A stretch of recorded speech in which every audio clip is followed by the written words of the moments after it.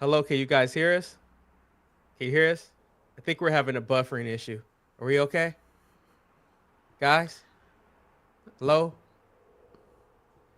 Oh, fuck. What are we gonna do now? Get the wise man! Somebody call him, please. Please. Well, I guess I'm doing this show by myself. Oh, so you don't have the audio. Oh, Marcus, that you? I don't have the audio. But if I did have the audio, that would have been a great opening right there and there. But I didn't. But one thing I did learn this week is that the Motor City Machine Guns are very nice backstage, and I knew they were tyrants, but I'm glad that they're not. We're on. Yeah. Welcome everybody to the Sharpshooters Wrestling. You're really stuck on this. That one story. I'm Lord Manny Hayes. And I am Marcus the Grand Finale. And you really stuck on this Motor City Machine Gun story. I'm more stuck on the Rikishi tweeting that, you still no matter how old you get, you shouldn't be disrespecting your parents. Which were people saying that was the Usos telling their dad to shut the fuck up on this podcast. Oh, what they did that? No one know they did that, but Rikishi tweeted that you shouldn't be disrespecting your parents no matter how old you get. No, you know what? Bonus points for Jay and Jimmy. Fuck Rikishi. What about Solo? Solo said it too? We don't know. It could have been anybody. Who knows? Oh, it could have been one of his other kids. It's a random tweet, Eric. It could have been anybody. He has 5,000 kids. He's got so many damn kids. So could Manny, led to anything. We're going to talk about SmackDown soon, but I have one question for you because I was so happy. God must have needed me to be a part of the show because they canceled my photo shoot, because I need to ask you this question. When I was watching SmackDown, I saw B-Fab. I got to get his priorities straight. And, I saw B-Fab too, but then Manny, I need you to make a choice. Go Mercedes Moné or B-Fab. Because that's all I can think of. They ain't in the same league, or they ain't fair. No. Let me ask you answer your question with a question. You cannot answer my question with a question. Why not? That's what most people answer questions with a question when they don't have the answers. B-Fab or Jakara Jackson, because I think those two are in the same class. I'm taking Jakara Jackson. That's easy for me. I thought B-Fab did all right, but she did all right. I'll take Jakara Jackson over. She did all right, but I think Jakara looks better than B-Fab. But B-Fab made some improvements. But Manny, pretty much B-Fab is the wish version of what Mercedes wish version of what she's doing. And I feel like you have hatred for B-Fab. You also have hatred for Mercedes Moné. Who do you hate more? That's what I need to know. Mercedes Moné. Damn, really? I really thought you would have picked B-Fab. Why would I hate Beef? She's barely on TV. Why would I hate B-Fab more? Wait a minute. When did you stop hating B-Fab? Wait a minute. Hold the fuck on, Manny. Hold the fuck on. Thank you, Marcus. There are like 5 people in this industry I know are definitive hated by you. That's Stan Hell. That's B-Fab. That's B-Fab with Alexa Lopez. Yes. And that's B-Fab with Street Profits. It went like that. Moné. And then Mercedes. That has been the order. So you can't, don't you dare give me, how can you hate B-Fab? How dare you not even include Nick Aldis on this list of people I hate? Because we were talking about women right now. We wasn't talking about that. And you know what, Manny? You softened on Aldis. You saw. He showed up on WWE TV. He ain't getting the business like he was when he was in NWA, when you weren't even seeing that man on a daily basis. Now that he's the general manager to Cody, I can't let Kevin in. Now he don't get the business anymore. You know why? Because he's stuck behind a desk being a GM when you know he wants to be a wrestler and you know he wants to put his boring wrestling on there. And he can't.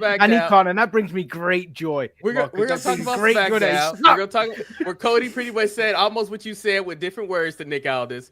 But let's talk about... I don't want to jump into SmackDown right now. No, we need to talk about the most important I don't want to jump into SmackDown right now. I'm not talking about SmackDown, Marcus. I'm not. Oh. Let me lead the way. Better not be about the Motor City Machine Gun. I swear to God, if you say that one more time, I'm walking out. Was a spectacle that's happened yesterday, the spectacle where WWE fans may need to have some type of concern and pause because Netflix had a hard time handling a live audience. I couldn't get it out right there. They had a hard time. Harry Potter. The Jake Paul. He turned to Dobby for a minute. the Jake Paul Mike Tyson fight took place. Hard times. And it went live. You gave Eric a sulk. And constantly over the internet, people were complaining about how there were buffering issues. Manny was so dejected by what was going on that he went to other means. He contacted Lincoln to watch. Hey, don't put my business out there. He called Lincoln. That's how bad the stream was. Marcus, I believe you were at work in this situation. I was not. Oh, okay. Did you experience these buffering problems that everybody was complaining about? I did not, even though I put the joke up there. Marcus got I saw everybody else complaining, and I was like, oh. So my process was because I had to get ready for work. I was getting ready for work, and during the women's fight, I was going to shower, came back out, and then the fight was on, and I was like, okay, and then I go through it, and then next thing you know, I see 700 texts between you and Manny talking about yada yada. 700. I can't. I don't understand. Marcus. I don't understand what, Eric. What? Every time you're involved in any text messaging, it's 700 goddamn texts. Every time, whether it's with the family, whether it's with Manny, just call these motherfuckers, okay? Just call them. Bear me out. You know I ain't answering. Okay, so first, how you gonna blame me? Because Manny sent this text to me. I responded to Manny's text. He included you in it. I didn't want to remove you from it. So it's not my fault. You should point your anger towards Manny. Hold on. Let me go back. 3 days of text messages, it seems like, into this. Oh, are you buffering right now? With replies. Oh, wait. No. Here we go. This is Manny. You got the fight on. This is Eric. Tyson's ass. Yeah, that's what I got. That's what I got. Didn't need that. Manny, wait.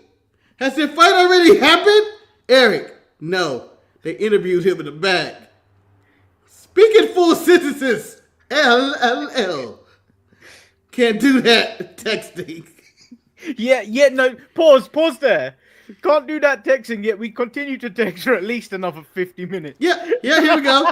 Is your stream performing properly? Mine keeps buffering every 5 to 10 minutes. This is Manny. Erico, now it's working. Who never answered the original question. But now it's working. But it was struggling earlier. I got concerns for WWE on Netflix. This is Manny. If it performs like this. Me too. This is a good test, though. As if Eric works at WWE. Yes. This is how long this is. Like, I'm not too bothered about Raw / SmackDown / NXT. When it comes to PLEs, it's going to be mad annoying. Eric, aren't PLEs staying on Peacock? This is why I hate boxing. I don't care about these fights. Or these other fights. Manny, not sure. Manny. Which is reply. Manny, let me stop. And it goes on and on. It sounds like sour grapes. It's going on. He was not allowed to participate in this text exchange. I could. What are you talking about? I was free. I was available. I was in the middle of trying to get a nap, and all I hear is ding. Maybe you put your phone on silent. I did. And you know what? I got so annoyed because my watch kept going, bump. Take your off then. I mean, I did. And now my bed sounds like it's one of those fucking beds that you put a coin in a hotel that starts to vibrate. I don't know if those things exist anymore. But you know what I mean. I want to point out 2 things here. One, he said he took a shower during the women's match. So he had to touch himself and cleanse himself during a women's fight. Yeah. Disgusting human being. And then you're talking about a bed that requires coins to shake whilst the chair is also in your room. The specific chair we spoke about. First of all, that chair is not used for cucks, man. It's used for clothes. Okay, so Kane said 700 messages. Did Mauro Ronaldo join the group chat? And then he was trying though, but other commentators just weren't that vocal. Let me tell you, I'm so glad Mauro is not working for WWE anymore. He was annoying the hell out of me. His toupee, he looked like he was on some shit. Hold on. First, Mauro and Roy Jones Jr. They biting the glove gate. He's biting the glove. I'm telling you, Roy, he does it all the time. I watch the fight. But yeah, he don't normally bite like that. He's biting the gloves. He's saying they ain't don't look good to me, but he always does it, Roy. He's biting the gloves. Didn't let Rosie Perez get anything in. I just want to point out, hey, why the fuck was it Rosie Perez? Hold on. Rosie Perez knows her boxing. Okay. That's for me for watching boxing. They were always calling on to Rosie. Rosie knows what the fuck she's talking about. Okay. But then anytime Roy Joyce Jr. talked, I didn't understand whatever he said. And then I'm like, what are you talking about? I think the best commentators for me is when they had Jerry Jones, Michael Irvin with Cedric the Genie entertainer. Jerry Jones. Jerry Jones. Jerry Jones on the panel. I mean, they're in Jerry's world. And then you know what? He wanted to see some winners. Because the Cowboys ain't doing it. He was hanging out with Mike. I bet you he was talking about penises too. He got to aim his pick. I will say that I was happy that this did occur because I think Netflix do realize that they do have some problems and they're going to have to address that. I don't think that they're going to have the same amount of people for Monday Night Raw that they had for this spectacle, but they may. No, hold on. First of all, I didn't have any problems. Here we go. There you go, Brad. I'm going to say that. I was like, no, hold on. Messages. I know, because I was not getting involved into this nonsense of a discussion. Because if I was involved, who knows, it may have been 1,400 messages. Still would be in the text chain. Fight would have been over. 2, Raw ain't pulling no people like this. This is I'm going to say the whole world was watching at this current moment. Yeah, the whole world was watching. What you don't understand is you're only getting Raw on Netflix. The rest of the world will be watching Raw on Netflix as well at the same time if they choose to watch it live. So you may have this problem. It's not going to be the same for NXT SmackDown, but then if PLEs come over to Netflix, which I think it is, I don't think PLEs are staying on Peacock. I think that's going to that's going to be even a bigger problem when it comes to WrestleMania. I'm saying Raw ain't the problem. Raw ain't their problem. Those NFL games are the problem. It's only a Christmas game. Who really cares about that game? Oh shit, Manny! You don't deal with America.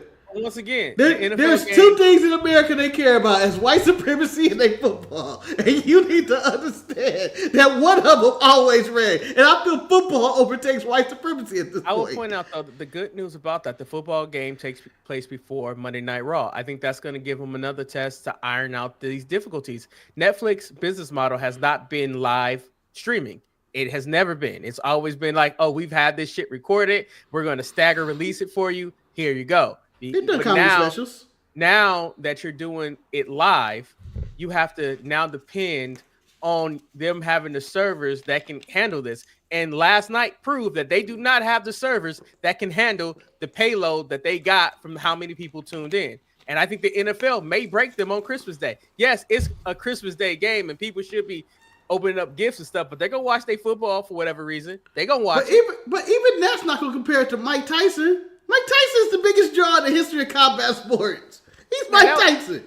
I'm so glad and people were praying to see Jake Paul get his ass whooped. People begging. Y'all should have known this 58-year-old man wasn't beating this young man in his prime.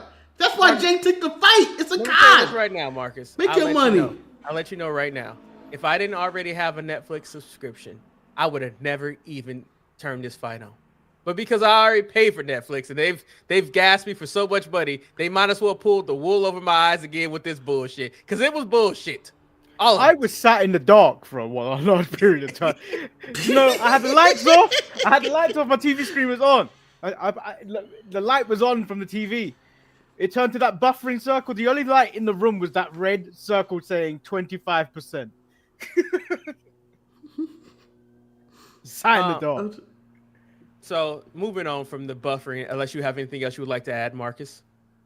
No, Kane told me. The NFL, I believe, is going. They're planning to expand worldwide. I mean, that's why they're doing all these international bullshit games. They're pretty big everywhere. It's kind of getting big in the UK. It's as big as it can be in the UK with them doing games over there. I'm sure it's getting bigger in Germany because they go over to Munich as well. And haven't they expanded? They play games in Mexico City as well. They've done. They're really going into international with a lot of these games and stuff. So the NFL is building in popularity. Not building; they are a very popular sport. The only thing I think that could be bigger than what the NFL is doing is probably some type of soccer, maybe the Clasico, Barcelona versus Real Madrid or some shit. That would be a big spectacle. But I think like football is one of the few sports from America that they can actually probably do overseas because you can orchestrate bye weeks and have people travel and stuff like that. I wouldn't be surprised within the next 5 years if the NFL has a team placed in London. I can. You got 5 years? Yeah, I would say like about 5 years. I think the Jags are gonna end up moving. I'm almost 100% sure the Jags. That's the team I was thinking. That's the thing I was. Because like Jacksonville, the Khans have already like got the Fulham FC and that bullshit there. I don't think it's very long before the Jags end up moving. Yeah, if a franchise has to move, it'll be the Jags. Why would they move a franchise and not just add?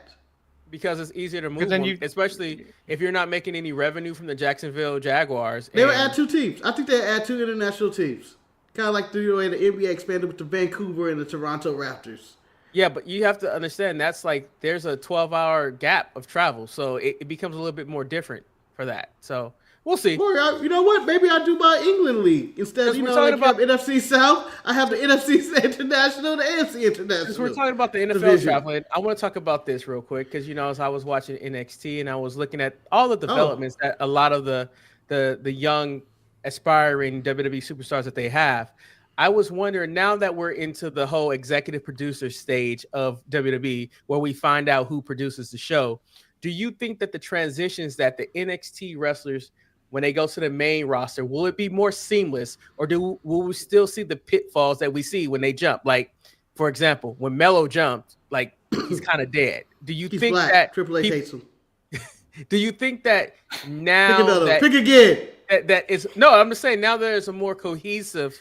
Like development, and you have kind of the same ideology. Do you think when people jump from NXT that they will be in better positions than before? Manny, I'll go to you first. Depends on the person because it worked for Tiffany Stratton. It definitely worked. It was seamless.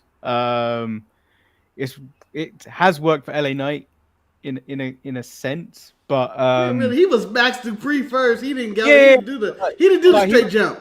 To be fair, he was going to get over regardless. It really depends on the type of booking they get in NXT. Like if you're towards the main card of NXT, you're kind of gonna be okay. But like if you're on that bottom card and you go to the main roster like Blair Davenport, it's not gonna work. It's still hit and miss, regardless of like how seamless it is. They're not going to change you as much when you come up. I still see there's going to be problems, and it all depends on the person and what they make of the opportunity they have in NXT. And I would say what spurred this on for me, Marcus, and I'm going to have you answer because I'm going to give you a little additive to it, is that I saw the development and the growth of Lash Legend and Jakara Jackson.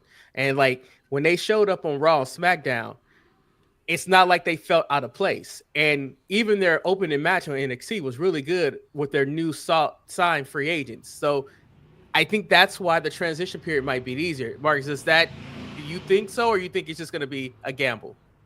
Well, you took my answer from me. Oh, I'm sorry. Now I have no opinion at all. You always have an opinion. You'll make up something. I will. Yeah, exactly. Triple H don't like black people. That's where I'm going with that right away. No, does Lee Fitting like black people? He balances them out. He tolerates it. He tolerates it. But no, like you said, I think the moving from NXT to the main roster, I think it's not going to be as dramatic as it was before. Because now you're going to be like, they might do these soft call-ups like Jakari and Lash, where they just come up and Jakari can climb on top of Lash and jump on people and stuff. Because that's her whole offense. That's what, it's going to be seamless. I think it's not going to happen. There's no change to the entrance or nothing. They know the metaphor. Maybe they bring them all up. I think the music always changes. Look at Braun Breaker. That music changes like 500 every week. That changes. They're still working on the music. Remember, they're still working on people someone to do the music. They just got rid of the last group. So I don't know who's coming in to do the music, but I think it was rumored that they're going to do more licensed music or something. I believe they were going to do more licensed music. So also in NXT, they have a new class. And my question for you, Mark, is will we see Evander Holyfield Jr.'s son ever make it to the main roster of NXT? Absolutely. Or will he be released before he even gets to that point? Absolutely. I think he's going to be used just because he's Evander Holyfield's son. Why not? Still a name. You don't know. So, Mike Tyson's in the Hall of Fame. Evander Holyfield, but I think Lance, the other Rikishi, is he Rikishi's son or cousin or Roman? I don't know, Mark. I don't know. I don't know who Lance is. I don't know who Lance is related to. Just another fucking Samoan. That's what it is. I just want to say we have enough, Hunter. We have enough. But then that's how to go with the black wrestlers to Sean. Sean, we have enough. Okay? Deion Lennox, what is that? Yeah, but the thing is, what is that? What is that? He can read? Marcus, I foresee this one from last week. Sean, I don't know how you let this one slip on AEW, but there was a gigantic black man in a segment delivering a ring. Why did you let that one? Why did you let that one? You let that one get away. I'm almost 100% sure that guy who delivered the envelope has already been contacted from WWE for an independent contract, IDP, NXT deal. I don't know. He's like, who is this guy? Who is that? Like, he's gonna be over tag team part. He's gonna be popping up in the car like Nico with Shawn Spears in the other side. Like, who's this guy? Is that his name, or have you just named him Nico? I believe his name is Nico. Apparently, he wrestles on NXT Level Up. No one watches that. Yeah, the way that was shot, we were supposed to know who that person was. they did a Marvel shot, a credit shot for him. Let's jump into Isn't that right, Nico? Friday Night SmackDown. It's very interesting because how it started off, you could tell that Cody was about business tonight because he didn't put on a suit. He was ready to whoop ass. And he was calling Kevin Owens out. But apparently, Nick Aldis had other plans. Manny, would you enlighten us on which your countryman decided to screw over Cody the way that he did? I don't like the way you do this because anytime, if you keep doing this to me about Nick Aldis, anytime Donald Trump fucks up, I'm going to refer to him as your countryman. Manny, Nothing we can do about it. Nothing we can do about it. I'll tell you this right now. There's a part of me that knew you were going to do that already. I mean, what can I say? It's all right. I understand who we are. We're Americans. But most people don't consider us American. We're not going to even get down that road. But anyway, Nick Aldis, person who's hated more than Mercedes Moné, he was like pretty much screwed over. He was like, Kevin ain't here. I mean, what the hell? Well, if we jump forward a little bit, Kevin said he turned up and he was sent away. Yeah. So, but that Nick never explained that. No. Nick wouldn't explain Kevin ain't here. Yeah, he covered his ass off and so no, don't show up, Kevin. Don't show up. Which Kevin, who cuts the best promo. I will say it right now. Since I was stuck in my car in 2020 in San Francisco, no one has better used. No one has better used the car and cut promos or just talk than Kevin Owens. I'm just saying. Can we just talk about that period of time when Marcus did the show from the car, and then sometimes the show would have to end early because the phone overheated. Yes. But also, the side note, I do love the video that showed up online of Kevin Owens showing Randy Orton his new car. His new Ferrari? What the fuck? And, it was a Lamborghini. I forget. It was a Lamborghini? Lambo. It's a Lambo. It was a Lambo. Yeah, it was a Lambo. Marcus, were you as mad at Cody as I was when Cody pointed out all the things where he asked, "Nigga, do you want me to go to his house and fight him?" And I'm like to myself, Cody, that's what I want you to do. You shouldn't tell him what you should have showed up where Kevin lived and threw him out of a window, you right? You know how wrestling work. Yeah, exactly. Yeah. You got to show him to his. You have to get through his big ass giant son to get to him. Yeah, I don't want none of that. I don't want none of that. His son throw one cross body on him. It's over. I can see him using Liberty as a trick or treater. Hello, I'm here. And the next thing it's over. It doesn't matter. We got to get into the house somehow. He goes, so wait, this is your plan. You're Cody Rhodes. You're going to use your daughter, who is in infant stage, no more than 5 or 6? Maybe no more than 5. You got to open up the door for little lost girls. Yeah, but at this stage of Kevin, I don't know if Kevin will attack the little girl, kick her. I can see him doing the powerbomb on the side of a car. Oh my God, she's trespassing! But I just love Pop up powerbomb. I just love how Nick Aldis was said that I can't let the inmates run the asylum. I'm like, dude, you don't even have matches half of the time when we show up on Friday. He's like, there's my main event right there. So like, they've been running the asylum for God knows how long. Maybe he's trying to change that, Eric. He's trying to change that shit. Well, he didn't. Like, I don't want to be like Raw. I don't want to be like Raw with Bronson Reed running around with and Seth Rollins running around with Wolfshaw. Bronson Reed just showed up on his show. Yeah, Manny was here, kid. I've changed my ways. I'm like Jake Paul now. I fight old people. Even worse. So let's talk about like Cody hates what he's called the Code Man, and he decided to tell everybody this story. And all I said is that Randy's gonna get you when he comes back, and I can't wait for it. I love it. Randy's gonna kill Cody. I have so many friends in this, and that was this opening segment. Very dramatic. Cody was mid business, even though he did his pyro entrance and everything. By the way, I know we're not there yet, and I didn't bring this up on the show. Why did Britt Baker lose her pyro? She ain't important anymore. Marcus. She came out, she did her entrance, she did her little walk back to the ramp that she normally you see the pyro go up, and I was like, well, goddamn, Tony. Marcus, I'll tell you this right now. I don't know, but I want to get on the pyro board because I feel like the pyro board, it has the one thing where AEW and WWE, I want to talk who gets to lose their pyro and who gets pyro. Nothing against them, and I know they're nice guys, but Motor City Machine Gun didn't need pyros. And those little pops, pop. Like, I hate their song. Come on, man. What are we doing? They have a working relationship with TNA. They can't get the Motor City Machine Gun's theme song. I was just like, why we got this shitty ass cap gun going on? Pop. Put your hands in the air. Pop. What are we doing? What is this shit? I just hope by next week that is go. It's not. It's been going on for a month already. And you know, I think SmackDown was still taped for next week, so that ain't happening. No changes are happening. So I just want to point out that Manny, I was ready to kick Sammy out the bloodline again with his first attempt of recruiting again. Like LA Knight, fuck that dude. Hold on, Eric. I think I got somebody. I got a 50-year-old man. Who can bring my Tyson? LA Knight had no time for that bullshit either. Why would I do this? But I just enjoy the plan of we're gonna meet him here and Jimmy just go. He ain't got no body. Just hate. That made me laugh so hard. He ain't got nobody. So shit. We had the first tournament match, and I'm gonna say something that I didn't think I would ever say in my entire life. The first United States Women's Title tournament match was Bayley, Candice LeRae, and B-Fab. I felt that B-Fab had the most personality in this entire match, and they gave her a very good showing that it was points that I thought B-Fab was going to win this match. However, Bayley got the win. I flinched several times. I knew for sure B-Fab was getting pinned in this match. Hold on. It seemed like she's superior in the pin, but when she threw Bayley out the ring one day and rolled up Candice LeRae, I went, my God.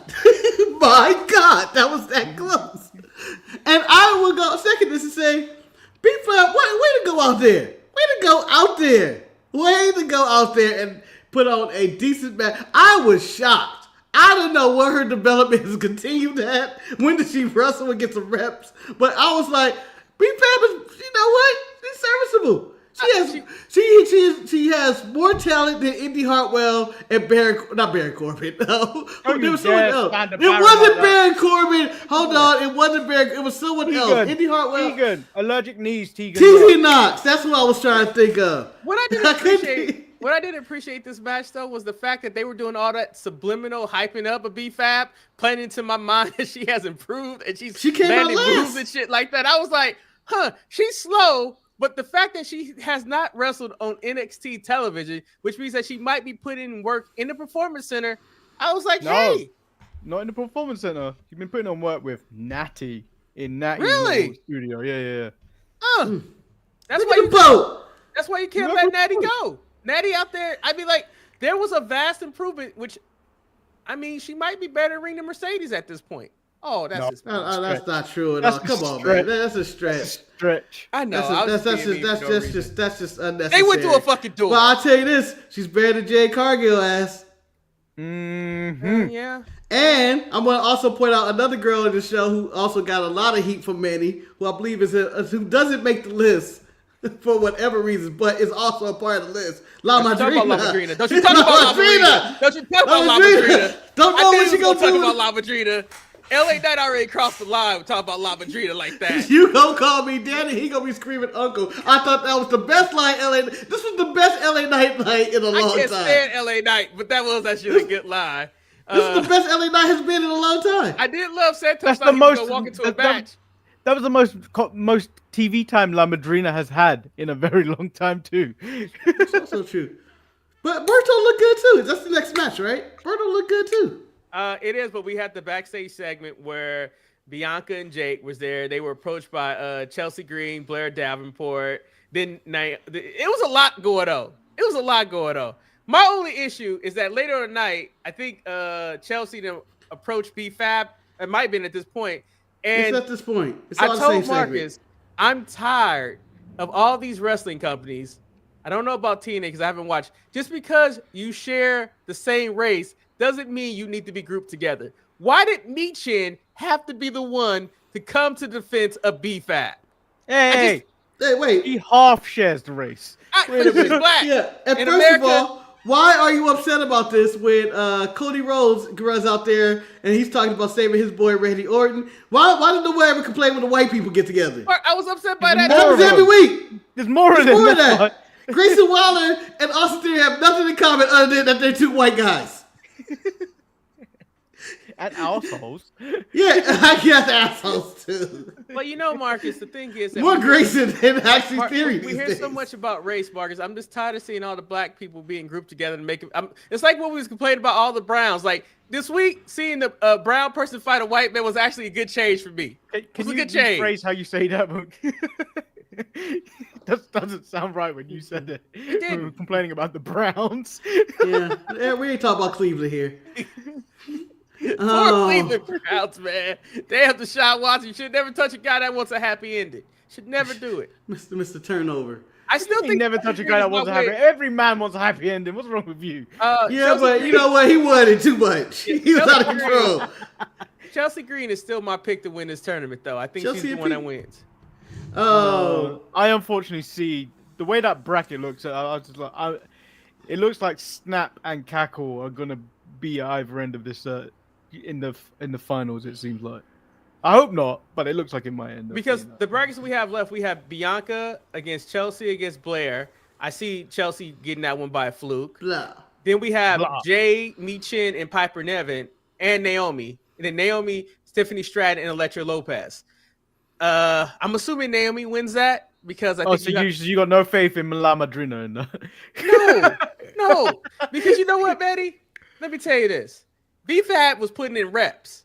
I don't know what Elektra Lopez has been doing. Yeah, but that's the real question. Next week we're gonna have to compare B-Fab's performance from this week. Absolutely, La Madrina. Absolutely, that's fair. That's 100% a fact. That's 100% a fact, Manny. I understand that. That is a fact. And that was the firing bowl match of NXT. Yeah, that was when everybody got cut. This man, watch this. This is what you got. This is what you got. This is what you been working in. No, it's only the first match, bitch. Watch the rest of the show. I ain't got time for that. I see Adam Cole walking around here too. You know, LA Knight's opening challenge. I was surprised not to see Melo or Andrade on this entire episode of SmackDown. Like the fact that they dug Santos' ass out.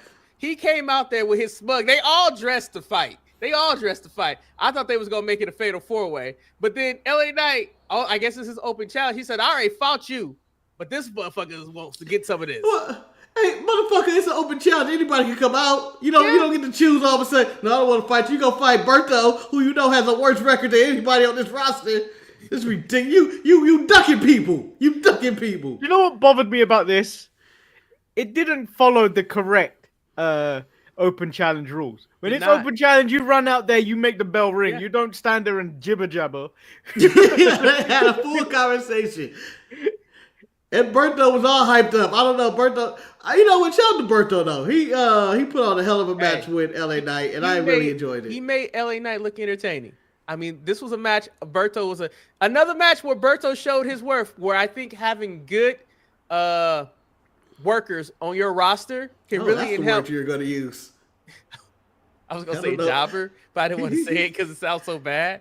But it could have been worse. I can actually say I'm extremely happy that the man from the dark side showed up, Nakamura, and attacked LA Knight. I hope he win the title. I hope, Manny, go ahead. No. So this was an open challenge. You think he just didn't hear that the open challenge was happening and he just appeared late? No, man, he was late. He was over there. John, his eye makeup. Wait, it's next. It's next. Oh no! No, you know what happened, Marcus. When you say the "oh no," I imagine him doing when he drops from on the side. No.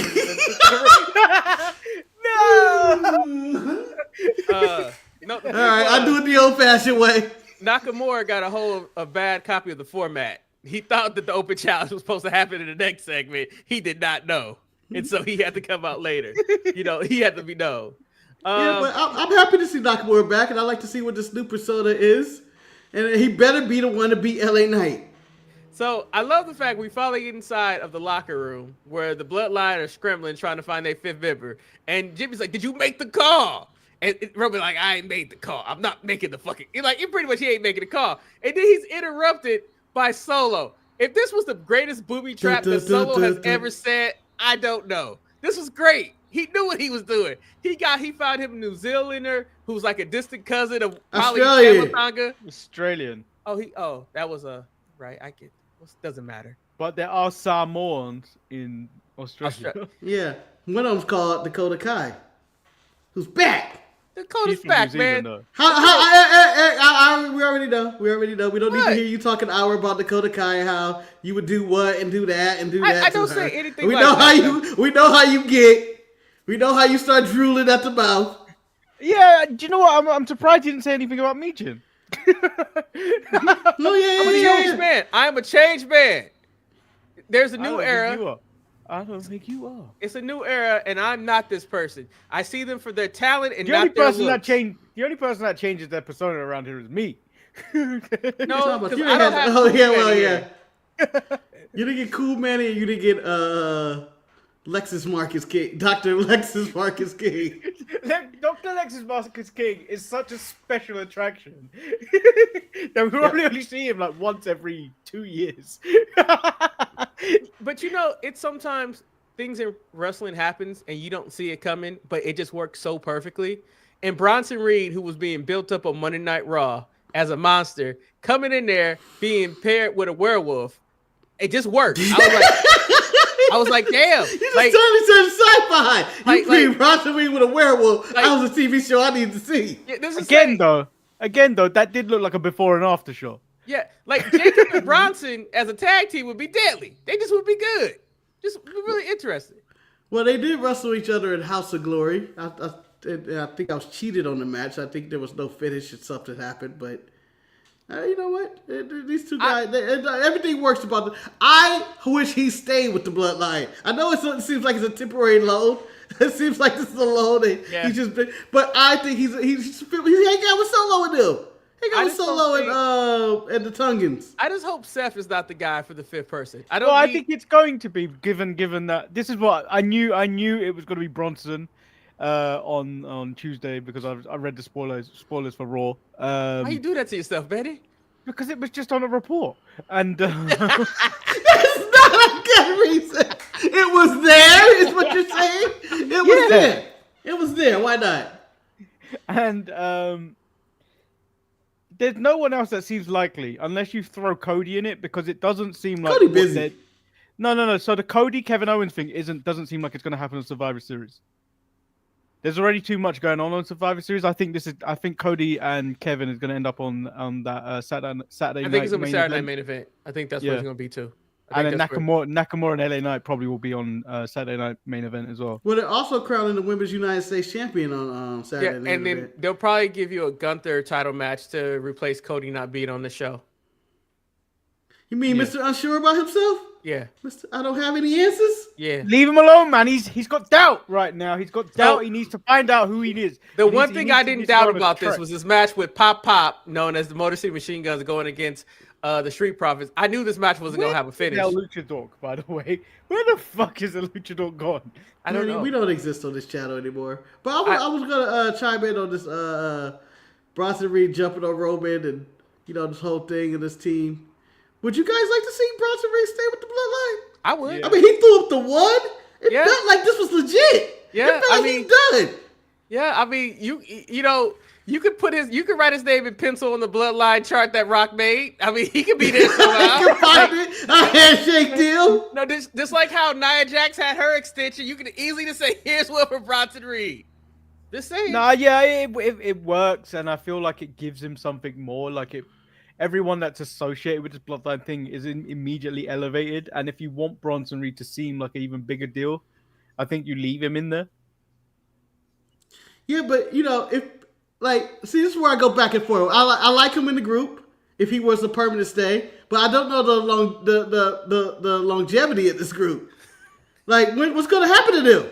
Like after the War Games or after this feud with Roman's on, what's going to happen to the Bloodline? They can't call themselves the Bloodline if they lost the feud and the Ulafala. Maybe they don't lose the feud. Maybe Roman doesn't win. So Kane was letting us know that he is like Manny. He read those spoilers, not because he wanted to know, but I rather read it consciously than stumble upon it by accident later. But they're called spoilers. How did you not know that they were? I avoided them. I didn't click that link. No. I was watching a Cultaholic news video, and then I started doing things elsewhere. So it was on the TV. I was working. I was like, clickety clack on my keyboard. So that I'm doing some spreadsheet stuff, and then I hear the spoiler in my head. I'm like, oh, I know what's happened. Because my ass didn't realize until maybe 5 minutes. Oh, this shit has already been taped because Triple H giving people the holidays just because of the spoilers. Yeah, and I was like, oh yeah. So I was like, oh, this is taped, so this is not going to be it. I actually thought that this wasn't going to be an entertaining SmackDown, but I thought it was a good SmackDown, although it was taped. Hold on, time for Marcus chiming in for a washed-up wrestling podcaster who's bitter and has things to say. Wait, which one we got today? So you know what? Normally, give us options. Give us options. No. There's no options. There's no options here. You only can get the one because the one is shocking. Because normally I come with Steve Richards. I can bring in a Jim Cornette. You can bring in your boy Conan or Disco Inferno. I can even. Don't say who it is. Say what the statement is, and then let me and Eric guess who made it. Oh, that's fun. Oh my God. I don't have it verbatim. It's a lengthy statement, but the statement basically goes like this. Wrestlers are human beings too, people. For you to be upset that they're doing taped wrestling. Yes. The right back. I remember this one because this was I saw this, but I thought it's the one time Ryback's ever been right. I thought one of his washed up podcasters that he listens to would have made further comment on it. That's why I was thinking, let's guess who it was.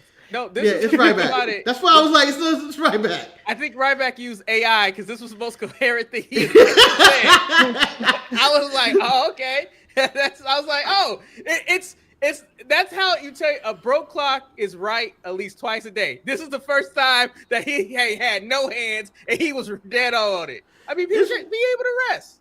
You should be able to rest. You should be able to spend time with your family for the holidays. You should stop working a job like me and have to work through all the holidays. I believe in the wrestling's off season. I believe in off season. I don't believe in that. I do. I think that Nakamura didn't need to be on TV until you had a purpose for him. And now Nakamura. Go ahead. No. I don't believe wrestling should have an off season. I think it's not like that. I like that it's a weekly soap opera that it has to come on. But I do believe wrestlers should get periods of times off, and it's not their season. Oh, like if Nakamura is not in season. I'm not talking about stopping wrestling. I'm talking about like people appearing on TV, like they get paid time off, like where they're not in season. Like it's the fall, AJ, you off in the fall. We'll see you in the winter. We'll see. So you what in the you said? Everybody should have Roman schedule.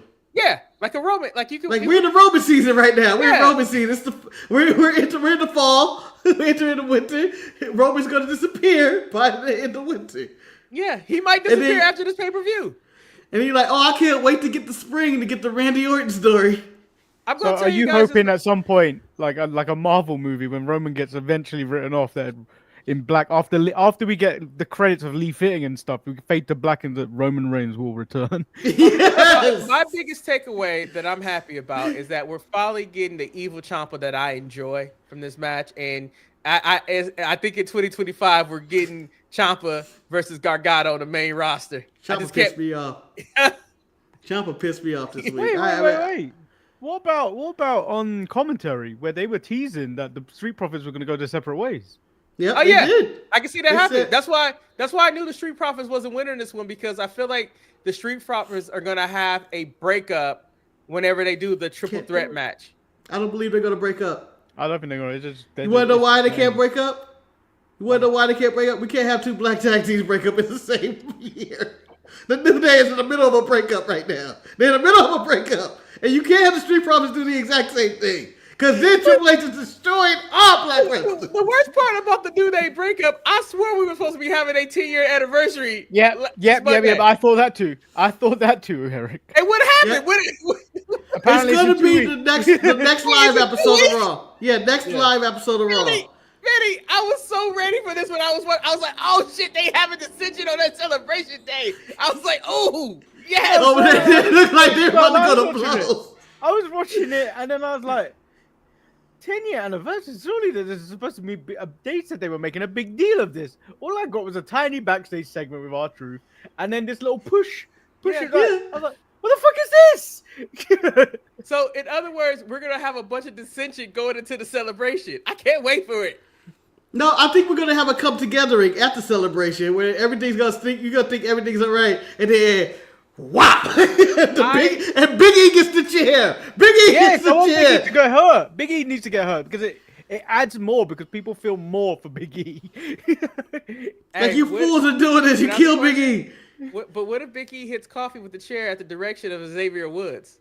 No, what if they both turn on Big E and say, "You're the reason we're breaking up"? Oh. It's better than the clever rules that we got with the Miz and Karrion Kross. No, hold on. We're saving that for Aaron. Hold on.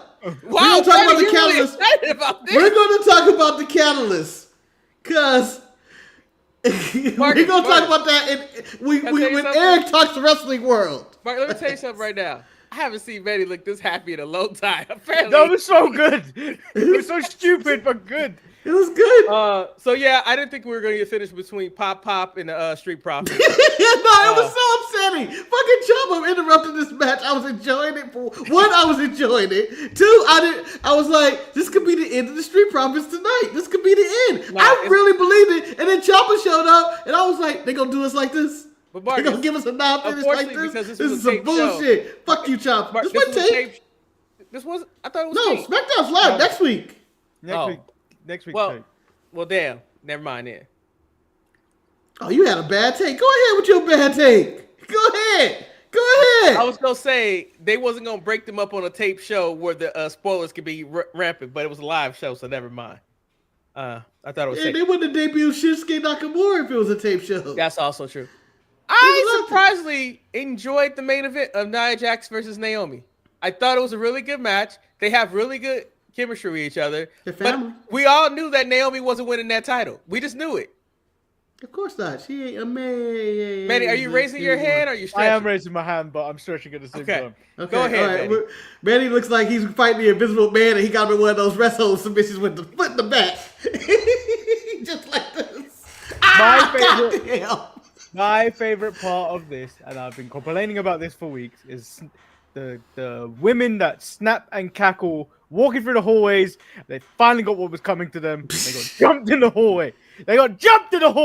While they were cackling, walking through the hallway. And then Jay just lying there like a Victorian woman from the 1800s. Like, No, Jay was crying. Jay was like, "Oh no!" When the water's Jay just lying there like, "Oh no!" Not this outfit. No, I gotta say that you don't want to wear your best outfit and you got your ass kicked in it because now you can't even wear that best outfit again because my ass is gone. I'm never gonna forget this outfit. Oh no, but like you said, Eric, Nia Nia Jax's her. Nia Jax's the number one women's wrestler in the world right now. This was a really good match, and props to the move that I still don't know what happened, but I went, God damn, that happened when they both flipped off the top rope. When they flipped off the top rope, I was like, someone hit. I don't know. It looked like a spinning power slam. I don't know what happened. Marcus, you say I don't do this, but I'm about to counteract you. I enjoyed my Caucasian on Caucasian crime. The Candice LeRae and Tiffany Stratton battle is amazing right now because I don't understand. I can't stand Candice LeRae. I need her to stop being involved, but at the same time, they're fighting for the affection of the tribal queen. She's the better assistant. She's the better assistant. You know, Jimmy should make the call. He should call the audible and get Nia Jax as the fifth person. I love my tribal chief, Jimmy. But you talking about Jimmy Uso? I'm telling you right now. I was talking about Jimmy in the chat. Jacob promo last week is still my favorite. We don't foul for you. You gonna get smoked. Jacob is menacing. He was talking, man. More mic time for Jacob. But wow, what a minute! What a way to set up the women's War Games match. I think I have the teams. I think they have all the teams laid out basically, except for one. One person who is spoiled on this Monday. This is her brutality. Yeah. And then, I think it's going to be a pretty good women's War Games. In fact, this might be better than the men's. But I think that, it was a very good match to end Friday Night SmackDown with. But then they just had to put the cherry on the top where you have Roman, who got his ass kicked, sitting in the locker room all by himself again, doing something that he don't want to do. He calls it, and then this number has been disconnected. And damn, I was like, what? And we all been there. We all been there. Roman looked like me after a hard day's work. Coming home, beat up, tired, had enough of the world. Your hair has never looked that good. It ain't never looked that luscious, man. It will, man. I grow it out. I know Roman's using Head and Shoulders. And Head and Shoulders, you had trouble. He ain't using Head and Shoulders. You need to get Roman Reigns. Let Roman Reigns. That's just juicing berries. That's juicing berries. So no, but he had the expression I had a few times when I come home. I put on my phone. I don't feel like cooking. I don't feel like doing anything. I'm gonna go to Uber Eats. Put my menu in. I'll order all my food. I'm gonna look at that price. I'm gonna still hit send. They tell me I got 10 minutes to the delivery show up. Next thing you know, that shit gets canceled. It's the worst feeling in the world, and that's what Roman had. You know what, everyone that's watching and listening, he's doing it on his tiny couch.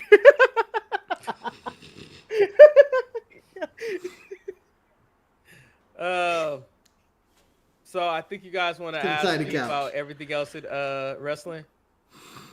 Absolutely, Eric. Fine, let's go into everything. By the way, I'm going to say, SmackDown might be one of the best episodes of SmackDowns of the year, to be honest. This was a really enjoyable episode. It was good. Wasn't better than NXT because that was still my favorite show of the week. I got it better than NXT. I got it better than NXT. Yeah, I thought this was this might be a classic SmackDown with that. You have to understand, I like all the tomfoolery that takes place on NXT. Like, the backstage segments is what upgraded for me.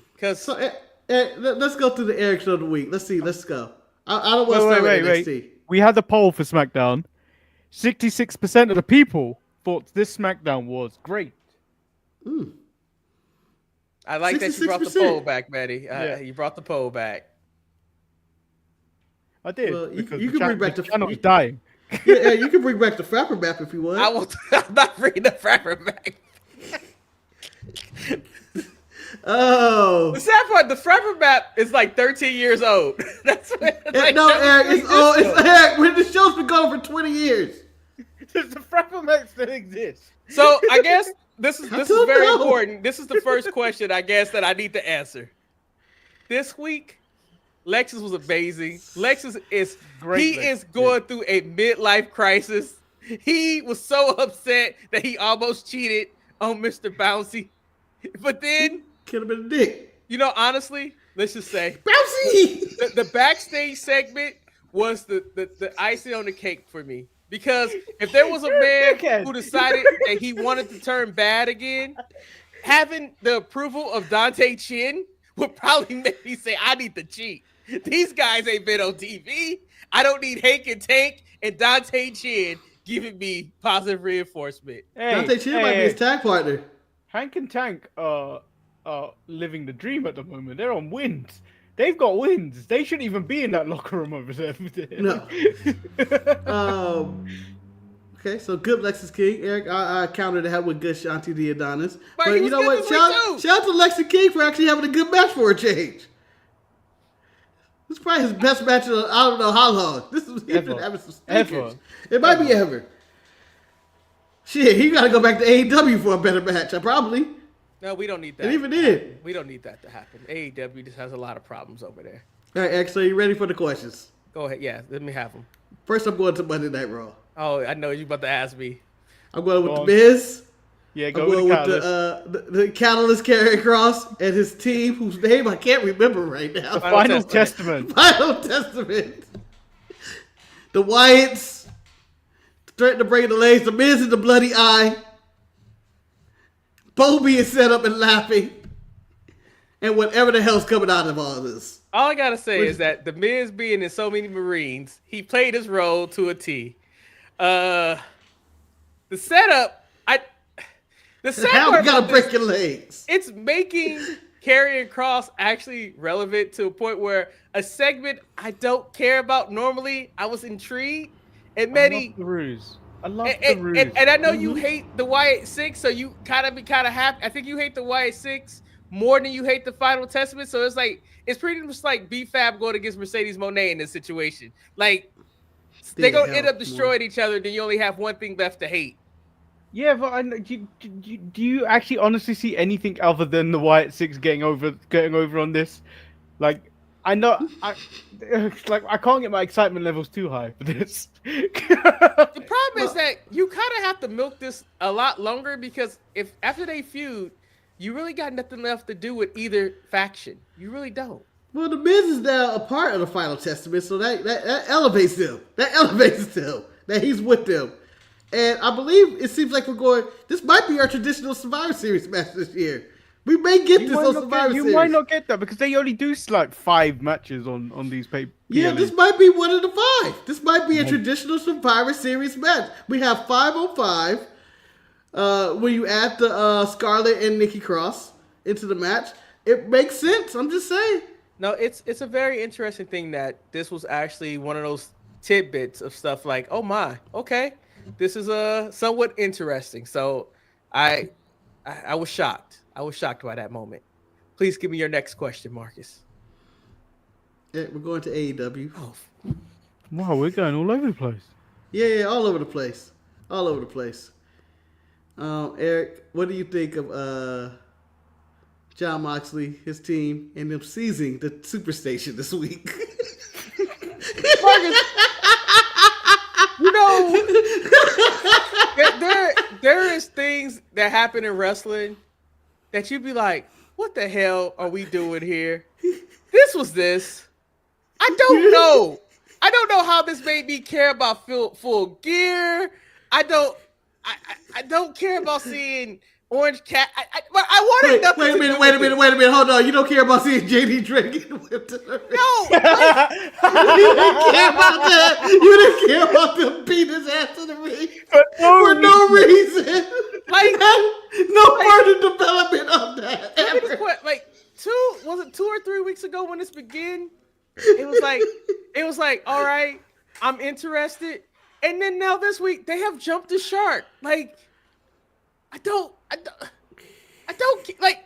There's too many different feuds going on in AEW right now for him to be trying to take over AEW, and all these other personal issues are taking place. That's what bothers me. There's just so much going on. Eric, so much. Know. There's so much going on, and I'm going to also make this declaration because of this week. The Death Riders lost a lot of points and a lot of steam, where I decided to put the Final Testament ahead of them due to this week. Because you do not tease taking over TBS the Superstation, and all it was for JD Drake getting hit with a chair. No, Marina Shafir dragging and Marina Shafir dragging the cameraman in the ring. They didn't do anything. I just feel like with the AEW situation right now is that everybody is doing the same storyline with people they hate. Like Death Riders against Orange Cassidy and them is the same as MJF, Roderick Strong, and Adam. Did the same as the Hurt Syndicate going after Swerve, the same as Kyle Fletcher against Will Ospreay. Like, it's like, can we mix it up? Yeah. Okay. And then you get me titty shaking, which I'm like, okay, I get what you're doing, but this is really bad. Like, this does not help your women's division. I don't care about that. I ain't trying to save no women's division right now. Let me ask Eric a question. How are you taking over TBS? How you taking over the Superstation, Eric? I'm going to sell the Atlanta Braves rights to another station. That's what I'm going to do. I'm going in the truck. I'm going in the truck, and I'm seizing control. Oh, you got to find Keith. If you find Keith, that's the key to AEW's production truck. I don't know what they did. I don't know why they advertised that like that. Oh. Next topic, we're staying at AEW. Okay. Eric, I know your excitement is palpable about this, but Roderick Strong versus Lance Archer, Brian Cage comes out to help him. They still lose. So who won the trade, Eric? Don Callis or Jake the Snake Roberts? Marcus, I'm going to talk this up as, why am I getting Roderick winning to face MJF? Why? I just didn't need this in my life. I don't know why this happened. I didn't need this match. I didn't need this victory. I didn't need any of this. Why is Adam Cole so yellow too? I don't know. What's going on with his tans? Last week it was the knee pads and it was white as snow. He didn't do that. But this week he was as yellow as Manny is in his screen up there. But can somebody explain to me? Marcus, it's jaundice. That's with the eyes. Who decided that it would be so much better for Roderick Strong to win? Who said that was the thing that people needed? Maybe then you need to tell the story that Adam isn't actually ready yet to be in a match with MJF because he's not fully healed. But Manny, I don't want to see Roderick he's Strong as cold as ice. I don't want to see that. No one wants to see any of this. Let me tell you this. I'll tell you this right now. The next BFAB match has more intrigue for me than watching whatever Adam Cole does next. Yeah, but Marcus, you don't know when the next one is. It could be in like 5 months. Or years.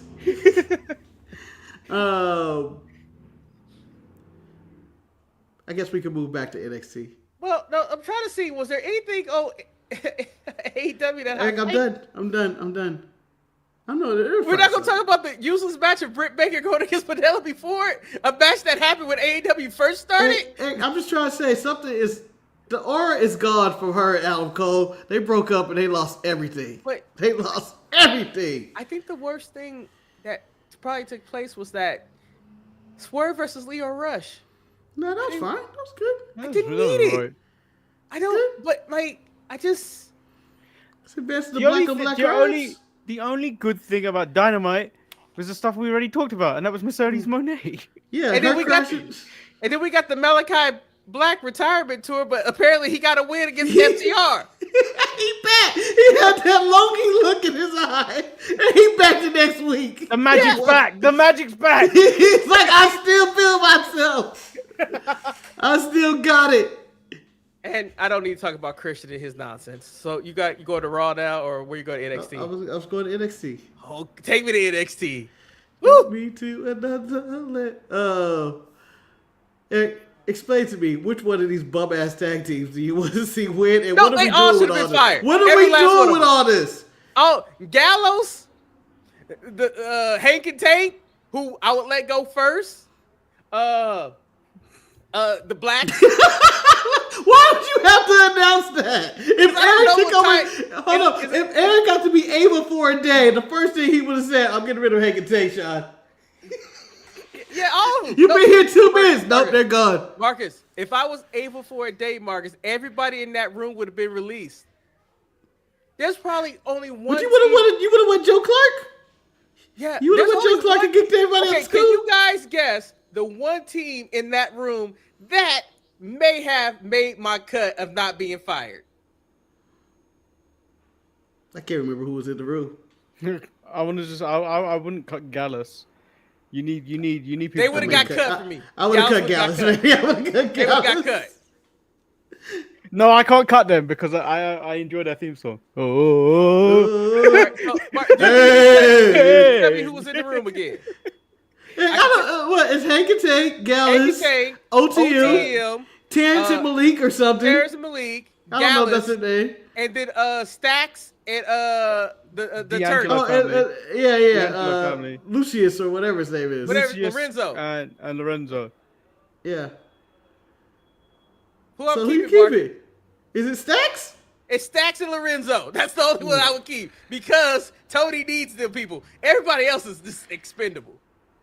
And I can even give you the order of how I'll release people. Hank and Tank, then I would rehire them to release them again. That's what I would do.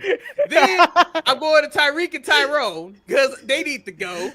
Then after that, because I don't want to be considered racist, because I don't want to do 2 minority groups back to back. You fired 2 white people twice. That counts as not being racist. No. Because I went. Then I gotta fire Gallows just to let OTM Gallows. Think they safe. Not call Anderson Gallows. And then I will let OTM go, and I will thank them from their service for helping Jada Parker get over. But now she's bigger than you. You guys are holding him back. The way that they ended, she didn't help her do shit. The way that they ended, the way they ended with them on the microphone, I was like, that was the only strike I gave NXT. They should not be even close to a microphone at all. And then the funny thing about this segment, Shantae was down there with me watching, and she just said, nepotism at its best. I was saying, you know who that was about towards, too. Yep. I'm sorry. Ava without Robbie or Stevie they should not be on my TV. Damn. So what you're saying is Ava needs Stevie to be on TV. And I thought the opening match was really good. I thought Jakara, Lash, Stephanie, and Julia did a great job. Thought it was a good opening match. Okay. Soul Roka, I still can't believe Soul Roka's black. That's the hardest thing for me. 1 year later, still going. Whoa, she black. Then at this point, are you shocked? Are you shocked? Shakura, Jade lost? No.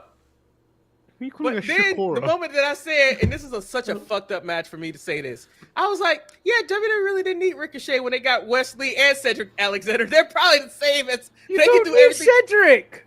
We don't need Cedric. Get rid of Cedric. That's Cedric. Someone gotta take those pins. Manny, Swole, I don't know what happened to her. I just know that somebody got to make money. Let Cedric be here. Okay. Here it is, Eric. It's time for you to break down the Nikita Lyons wrestling match. Heel Nikita was on full against Rizzo. But I think Nikita may not be the same again after that. After Rizzo ended the feud with the crowbar to the back of her head. Is it over or is it not? It got to be over. And Manny, I'm sorry. You know I'm a big fan of the family. I was glad that Rizzo attacked her with the crowbar. I can't stand Nikita Lyons. I just can't. He apologized to Manny for this. I apologize, Manny. City, I know you have a soft spot for her. Eric, we can't have a 5-minute match and Nikita Lyons be gassed for 4 minutes of it. It's just unacceptable. It is unacceptable.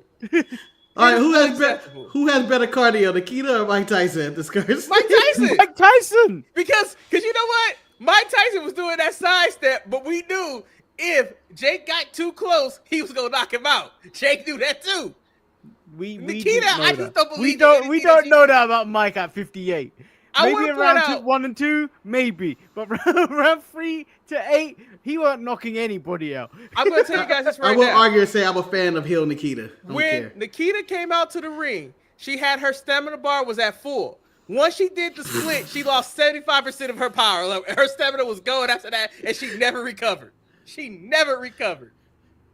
Just look at her legs. I don't like the way her legs look. She keep biting on her mouthpiece.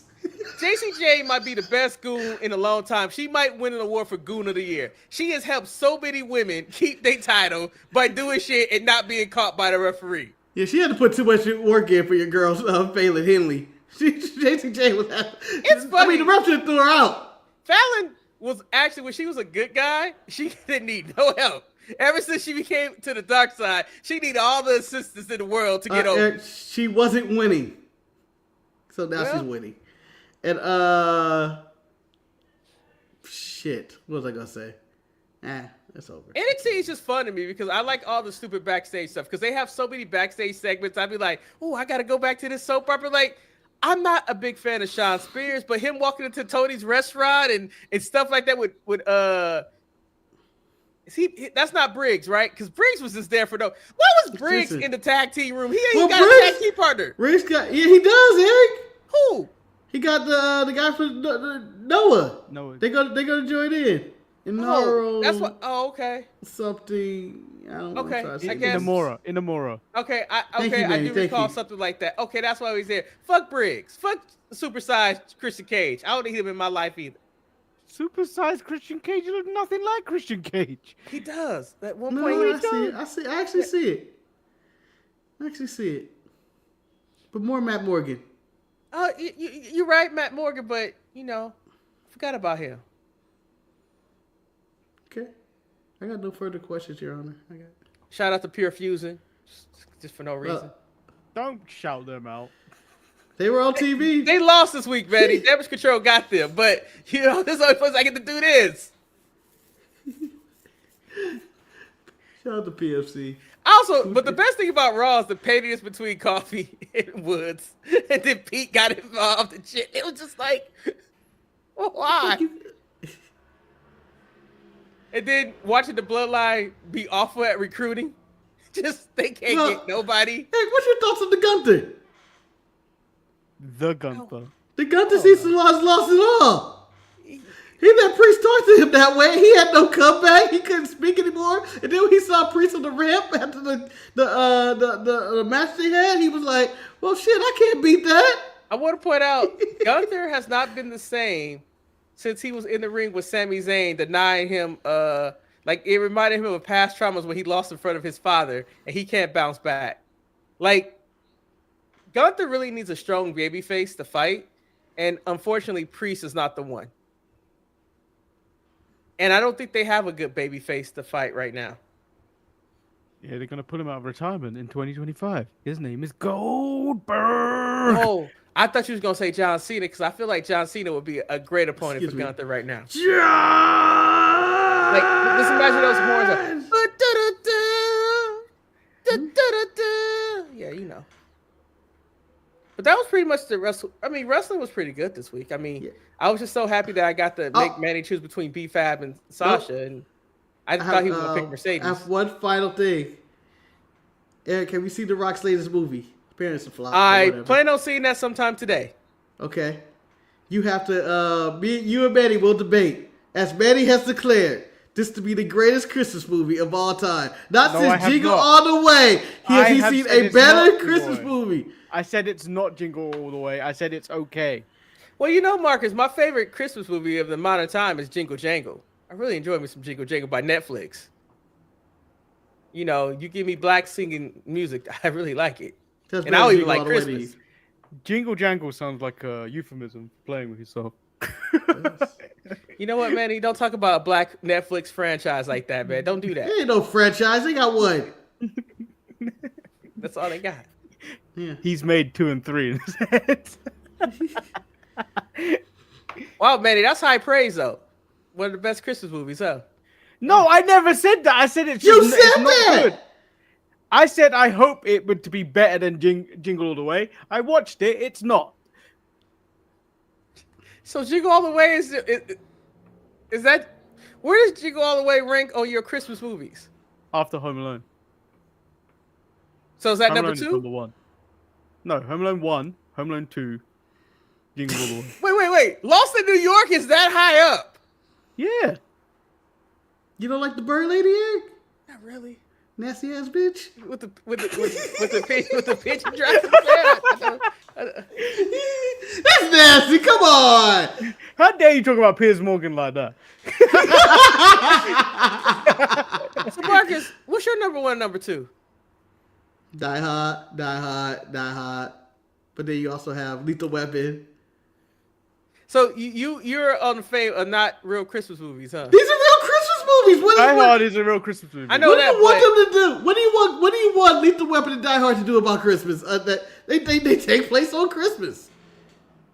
I would say Harry Potter, but I think that's stretching it. That kind of counts. No, because that Harry Potter doesn't count because that's a year thing. Yeah, you know what? I like seeing Harry suffer every year. But you know, I like him spending Christmas alone every year, every motherfucking year. I'm a sucker for Love Actually. Oh yeah, Trading Places is another one. Love Actually is bullshit. Love Actually is bullshit. I like me some Love Actually though. That black man should have beat her ass. Eric, he should have beat everybody's ass. He should be in jail for 25 to life right now. The way they acted in that movie, the way they treated him. Eric, bitch, tell me it's careless out there. I know who out there. You a rom-com guy. I do like me some romantic comedies. I do. I'm a big softie. The biggest hater in the world. Love him some Love.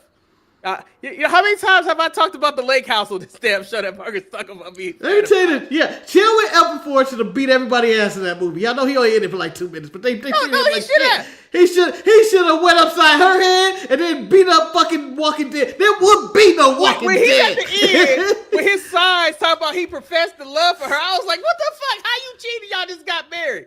I will shove that up his ass. Trying to record his hit, and he's like, it ain't sounded right. I love me some Love Actually, man. Wasn't really actually. Shit. But outside of that, Home Alone is not as high for me as it is for you. Oh, you disrespectful with Home Alone. I do like Jingle All the Way. What is my favorite Christmas movie? Shit. Hold on, stop it, Eric. Stop it. We're saving this for bonus content. Tangents. Bonus content. Tangents. Well, give me some time to think. Well, we hope you guys. Oh, the black it turns to green. Look at that, the Christmas spirits. Ho ho ho! We got red, we got green, and we got yellow. Anyway, we hope you guys enjoyed. For a man that don't like Christmas, you can't just go, well, look at us, the Christmas spirit. Ho ho ho! What kind of sellout are you? Hey, if people are gonna donate so we can buy us some Christmas gifts and a Christmas meal, please donate to us. Buy a meal. A meal. What are you, Oliver Twist? What is this shit? I mean, this show don't make money, but we ain't in poverty over here. Yeah. Manny need to have 2 gold chains. I do. Oh no. So he can wear at the same time. Oh man, I need to watch a YouTube channel where this YouTube channel is so poor that they going to go get free Christmas dinner. Let me tell you, I would love for this to happen, Marcus. Let me tell you. You know, we get an influx of T-shirts, you know, because Manny got access to the T-shirt money. Next thing you know, the account is drained out, and Manny shows up with a big untitled Manny Marcus medallion. Oh, I fucking love that. If someone donates to the show, I'd wear that. He just be up there like, what's this? And me Mark's like, where's our chain at? And then we gotta take him to court, fight over the chain. But I'd start every show with my diamonds are reckless. I feel like a midget's hanging from my necklace.